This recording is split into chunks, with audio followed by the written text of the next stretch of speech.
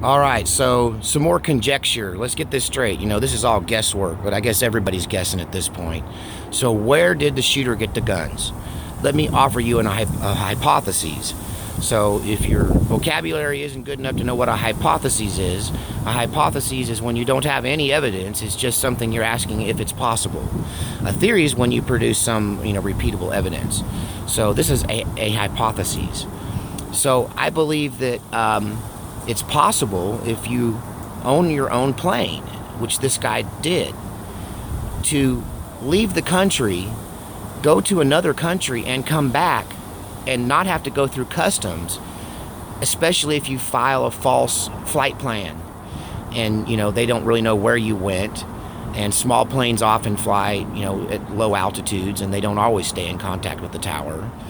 And I had a friend of the family, a guy that grew up around our house, is friends with my old man, and he was a private pilot.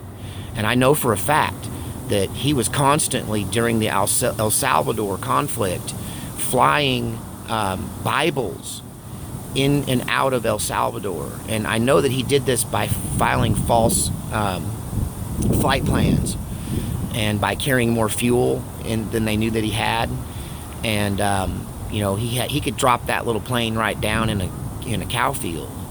And the secret is in that deal is that he was doing this totally as a private citizen.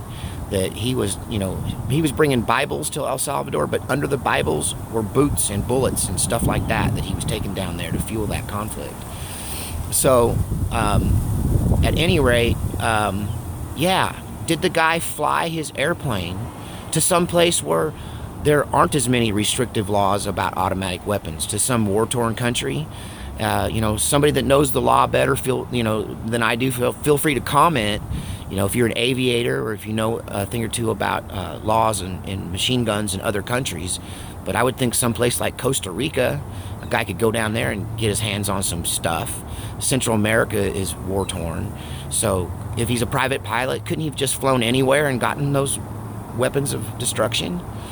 Chances are he bought them legally, and maybe it's coming out now that he bought them legally. We know he didn't have a record, so he could buy legal guns, and maybe he just illegally converted them. But it's just a hypothesis I thought I'd throw out there. A private pilot with his own airplane can do a lot of things that the average Joe can't do.